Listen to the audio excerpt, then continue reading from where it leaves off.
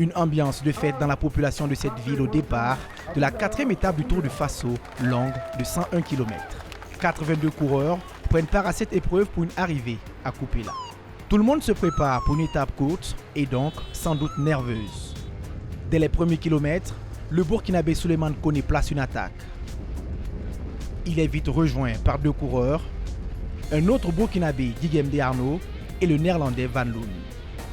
Ils forment une bonne entente et l'échappée prend forme jusqu'à Boumbim.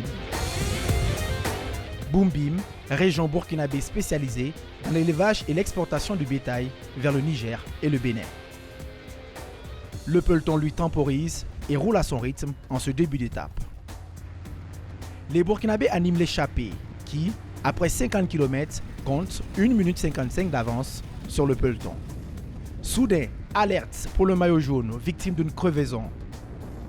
Mais pas de panique pour le Rwandais Moïse Mugisha. Tout seul, sans coéquipier, il fournit son effort et rejoint le peloton. L'échappée compte maintenant plus de 2 minutes d'avance.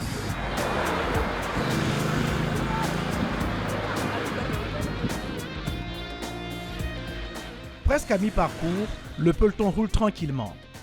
Trop tranquillement. Certains coureurs se déconcentrent. La chute est spectaculaire.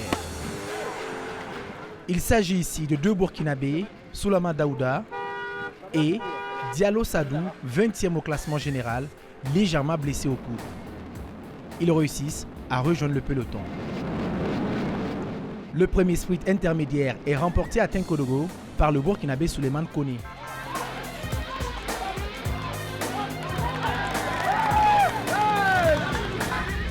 Soudain, 2e chute massive à l'arrière. Une vingtaine de coureurs sont concernés.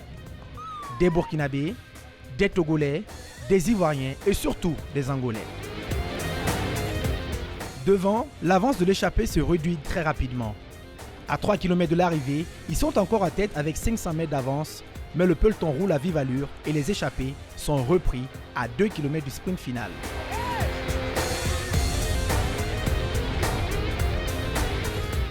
Un sprint massif lancé par les coureurs belges. Tout se joue dans les derniers mètres et les Belges sont débordés par l'Allemand Anton Benedix qui remporte cette 4e étape.